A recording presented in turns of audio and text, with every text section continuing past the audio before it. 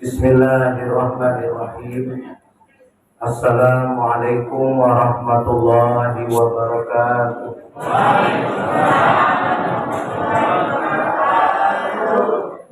Alhamdulillah. Alhamdulillahilladzi ja'ala syahra Ramadan syahran karamah wa farada 'alal muslimina siyamah. Wassalatu wassalamu ala man sanna lahum qiyamah Sayyidina Rasulillah Rasulil hidayah war rahmah wa ala alihi wa ashabihi wa man tabi'ahu bi ihsanin ila yaumil qiyamah. Asyhadu an la ilaha illallah wahdahu la syarika lah wa asyhadu anna sayyidana Muhammadan abduhu wa rasuluh. Allahumma salli wa sallim ala sayyidina Muhammadin wa ala alihi wa ashabihi ajma'in, amma ba'd. Fadilatul mukarramin, para pengurus DKM Masjid Nurul Huda yang saya hormati beserta staf-stafnya, para bapak, para ibu yang dimuliakan oleh Allah Subhanahu wa Ta'ala. Alhamdulillah, hari ini kita masih bisa mandi sendiri sebelum kita dimandikan oleh orang lain. Alhamdulillah, hari ini kita bisa sholat ke masjid jalan sendiri sebelum kita digotong ke masjid oleh orang-orang lain. Alhamdulillah, hari ini kita bisa sholat berjamaah di belakang imam sebelum kita berjamaah nanti di depan imam. Alhamdulillah, kita hari ini masih bisa baca Quran sendiri sebelum nanti kita dibacakan Al-Quran oleh orang-orang. Alhamdulillah.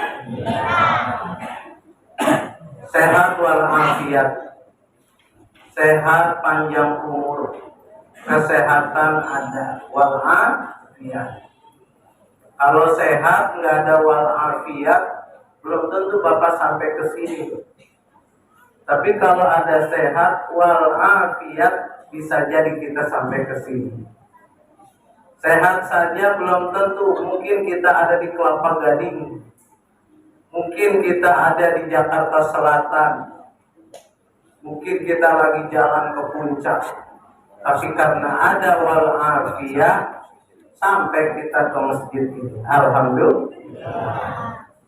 Salawat dan salam kita sampaikan pula kepada baginda Nabi besar Muhammad Sallallahu Alaihi Wasallam.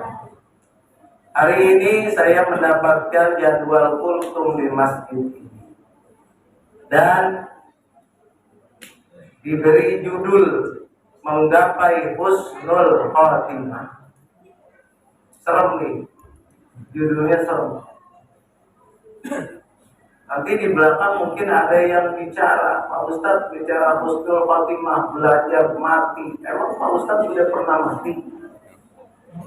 Ngomong surga, ngomong kuburan, emang Ustadz sudah pernah dikubur? Ada yang ngomong begitu kan?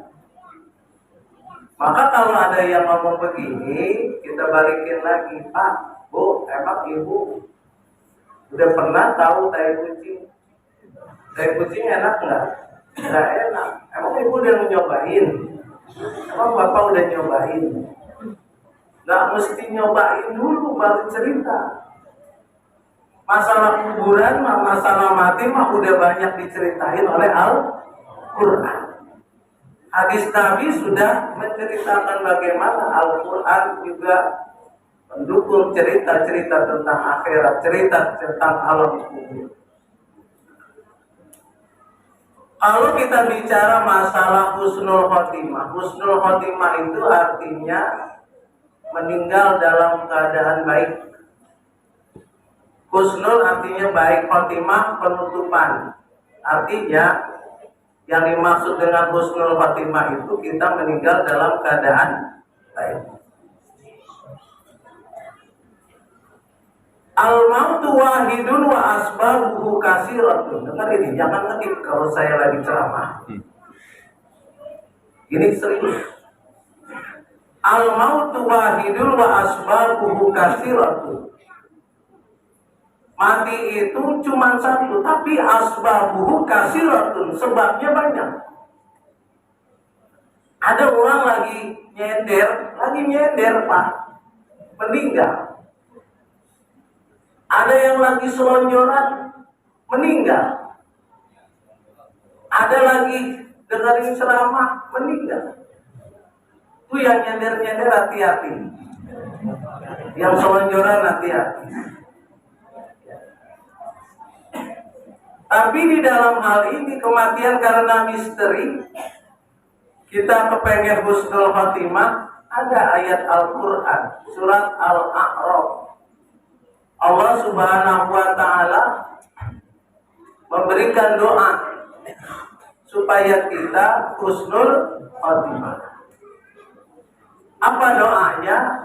Rabbana afriq alaina sabran wa tawaffana minal muslimin. Surat Al-A'raf. Surat Al-A'raf itu ada namanya surat Al-A'raf. Al-A'raf itu artinya tempat yang paling tinggi. Tempat yang paling tinggi. Jadi nanti dikisahkan begini Pak. Nanti ada orang ketika lagi di Yaumul Mizan, ditimbang amal ibadahnya, ada orang yang amal ibadahnya sama maksiatnya draw. Sama. Serius ini Pak, saya cerita ini. Saya nggak main-main ini. Jadi ada nanti manusia banyak juga yang ketika ditimbang amal ibadahnya draw. Amal ibadahnya banyak, amal maksiatnya juga banyak. Karena ada juga orang kayak begini Pak. Ya, puasa iya, sholat iya, tapi nyakitin nanti orang. Itu ada yang kayak begitu. Nah nanti orang-orang yang amalnya draw, itu nggak ada injury time, masuk lagi ke dunia, kagak ada. Nanti orang-orang seperti itu akan dikumpulkan di satu tempat namanya A'raf. A'raf itu artinya tempat yang tinggi. Nanti yang dikumpulkan itu, yang ke tempat A'raf itu adalah orang-orang yang amalnya draw. Kemudian orang-orang yang gila, orang-orang yang stres, anak-anak kecil yang meninggal dunia, anak-anak orang non-muslim, ya, yang non-muslim kan banyak tuh, anak orang Kristen, anak orang Buddha yang masih kecil sudah meninggal, itu semuanya dikumpulkan di satu tempat namanya A'raf. Tempat itu tinggi, nanti di situ mereka bisa melihat mana yang namanya surga, mana yang namanya neraka. Dilihat orang pada masuk surga, dilihatin orang yang masuk neraka dilihat. Nah nanti orang-orang sudah masuk surga, sudah masuk neraka, orang-orang A'raf ini yang lihat dari atas ini diturunkan oleh Allah masuk ke dalam surga. Ada orang gila, ada orang stres, ada orang budek. Orang budek juga masuk surga Pak. Nanti itu di dalam satu kisah ada riwayatnya ini Pak, di dalam kubur. Makanya kita di kuburan itu nggak bisa selengean Pak sama malaikat munkar nakir, nggak bisa bercanda. Ditanya oleh malaikat munkar dan nakir, man rabbuka? Itu kita udah gemeteran itu Pak di dalam kubur. Man rabbuka? Nggak bisa kita bercanda sama malaikat. Kamu nanya, kamu bertanya-tanya, kagak bisa Pak. Malaikat munkar sama nakir, itu malaikat munkar bagian nanya, nakir bagian gebuk. Begitu nggak bisa jawab, kamu nanya, digedor sama malaikat nakir, mendem sampai nggak kelihatan, dicongkel lagi sama kelingkingnya malaikat lagi, dipukulin lagi sampai hari kiamat. Itu di dalam kubur. Ya. Tapi ketika ada orang yang ditanya, ini ada riwayatnya nih Pak. Begitu ada orang ditanya, man rabbuka? Tahu. Wa man nabiyuka? Tahu. Wah, Kata malaikat munkar, Kir, gimana ini Kir? Lihat dulu catatan dia. Ternyata budek dia.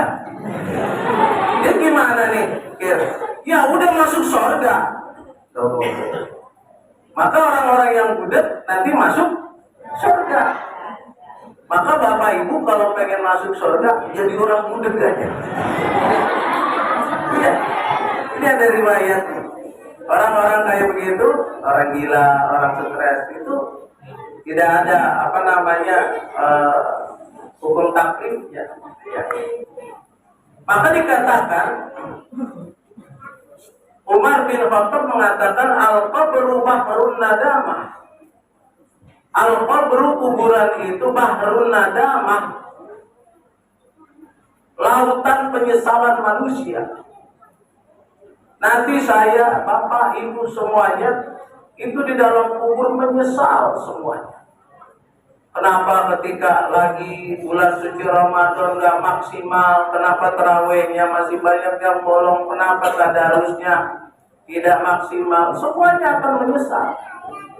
Semuanya akan menyesal. Cuman kan kita ini Pak, ketika kita sudah tahu di dunia kayak begitu, datang kematian kepada kita, timingnya kita nggak tahu. Apa entar malam, apa besok, apa minggu depan, apa bulan depan, kan kita nggak tahu. Ya. Kita nggak tahu. Masalah umur kita nggak ada yang tahu. Makanya itulah ada doa Allah, ya Rabbana afriq alaina sabra. Ya Allah, sertakanlah di dalam diri kami itu adalah kesabaran. Wa tawaffana muslimin, dan jadikanlah kami meninggal dunia dalam keadaan muslim dalam menganut agama Islam. Ini ya doanya Pak, doanya. Dan itu nggak cukup Pak. Mesti kita amalkan amaliyah itu. Walaupun umpamanya pertanyaan kubur itu sudah dibocorkan oleh ustadz, kiai-kiai, itu udah dibocorin itu. Marobuka, Marobuka, Wamaimabuka, Wamakiblatukah, itu dibocorin. Sekarang diamalin, tapi kalau kita nggak sholat nggak bisa Pak. Mulut kita nggak bisa ngejeblak begitu aja. Maka itulah Pak yang mesti kita kerjakan. Apa? Di samping banyak doa tentang husnul khotimah itu, juga kita amalkan, kita istiqomah, konsisten di dalam beribadah. Umur nggak ada yang tahu. Dulu di zaman Nabi Sulaiman ada anak muda diikutin sama malaikat Israel. Ini anak muda ke masjid diikutin sama malaikat Israel, ke pasar diikutin, rumahnya diikutin, akhirnya dijegat sama anak muda tersebut. Mana anta? Siapa engkau? Anak Israel. Begitu tahu itu malaikat Israel, dia tahu kalau dia akan dicabut nyawanya. Dia lari ke istananya Nabi Sulaiman alaihi salam. Nabi Sulaiman itu istananya besar, bagus, tidak ada yang mengalahi istana-istana Raja Sulaiman. Raja Sulaiman itu adalah orang yang paling terkaya di dunia, dan tidak ada lagi, karena Nabi Sulaiman itu berdoa begini, ya Allah, berikanlah saya harta kekayaan yang tidak ada lagi orang yang lebih kaya daripada saya. Nah, akhirnya Raja Sulaiman ini meminjamkan kendaraannya yang bernama angin. Kendaraan Raja Sulaiman itu angin.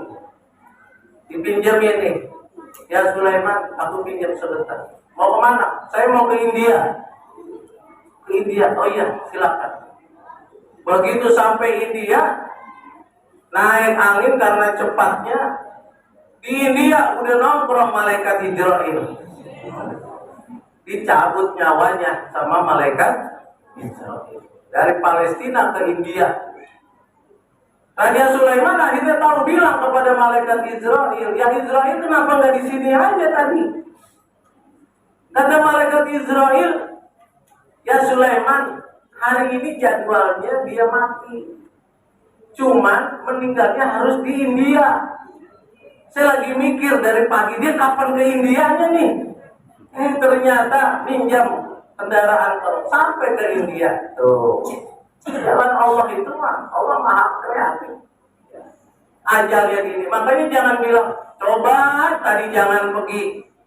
Coba kalau nggak pergi, nggak begitu.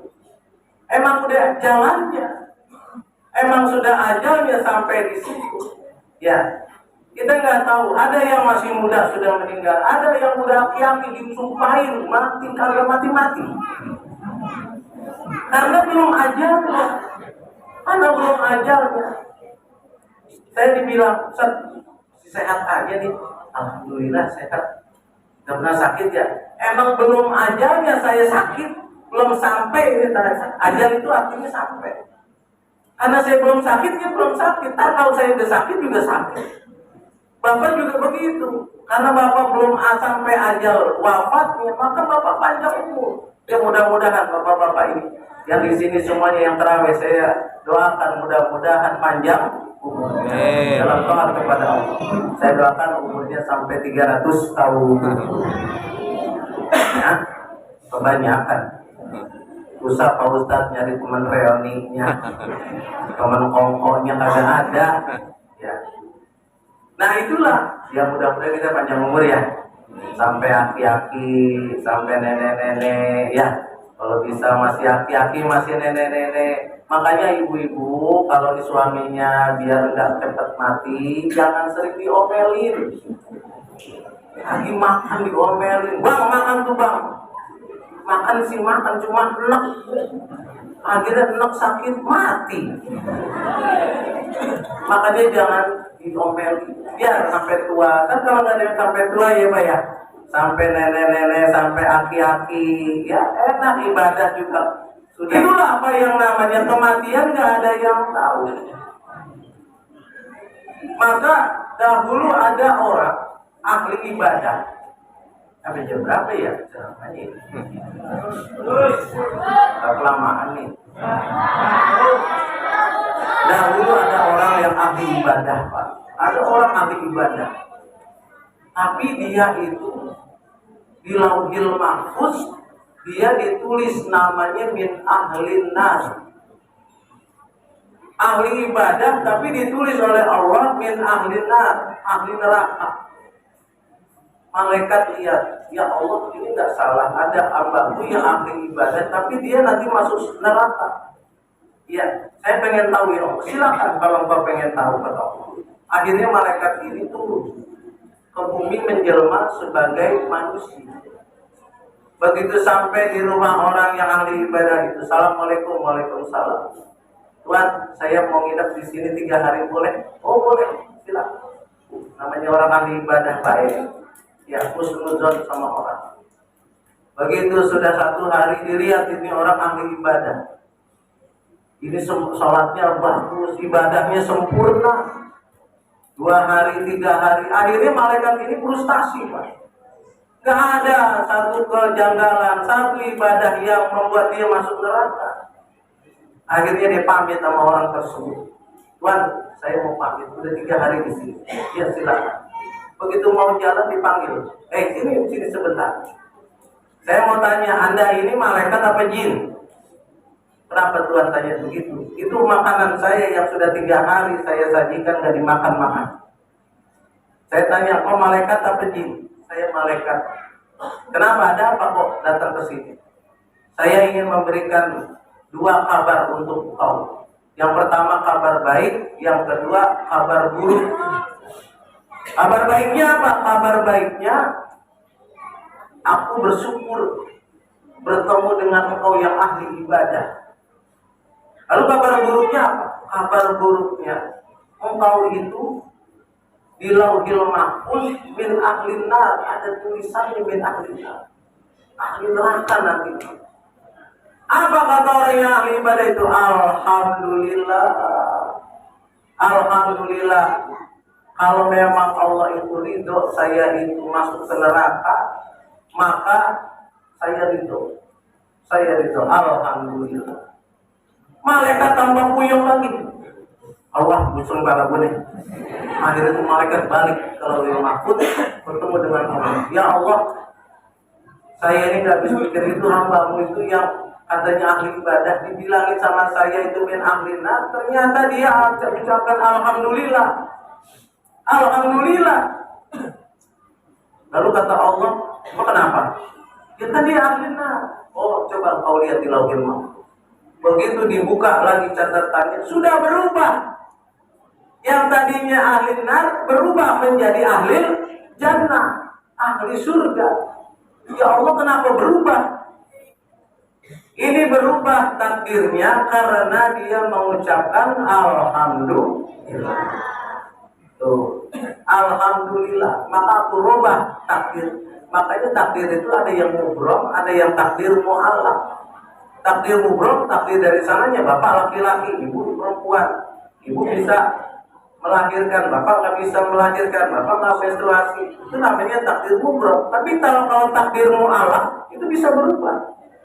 Bisa berubah. Makanya kita banyak-banyak kita mengucapkan kalimat thayyibah, biar apa-apa takdir yang buruk buat kita jadi berubah jadi baik. Dia ucapin alhamdulillah, maka aku robah dia jadi ahli jannah. Makanya bapak kalau ditanya, Pak Haji gimana kabarnya? Sehat. Jangan bilang, Pak Haji gimana kabarnya? Alhamdulillah sehat Pak Ustaz. Cuman kaki ini. Emang kakinya kenapa? Jadi ada nikmat yang dikurangi, tetapi yang nikmat yang banyak dari Allah kita lupain. Nikmat mata, nikmat telinga, nikmat hidung, nikmat mulut kan banyak. Ketika dicabut nikmat kaki aja, ya nikmat kaki itu dicabut padahal. Begitu Pak. Kalau udah umur 50 ke atas, 60, udah kagak ini dah. Agak konsisten duduknya. Kalau saya ceramah lama dikit nyojor, ada yang diangkat, ada yang nyender, ada yang begitu. Itu baru kaki. Maka yang kita ucapin alhamdulillah. Maka dengan banyak kita mengucapkan kalimat thayyibah, insya Allah kita digiring oleh Allah Subhanahu wa Ta'ala ke dalam satu jalan namanya husnul khotimah. Ya mudah-mudahan kita semua husnul khotimah, mati yang baik, mati yang ketika kita meninggal dunia kita dalam keadaan husnul khotimah, beriman kepada Allah Subhanahu wa Ta'ala. Ini saja yang dapat saya sampaikan. Kita teruskan pada kesempatan yang akan datang. Hadanallahu wa iyyakum ajma'in. Assalamualaikum warahmatullahi wabarakatuh. Waalaikumsalam warahmatullahi wabarakatuh.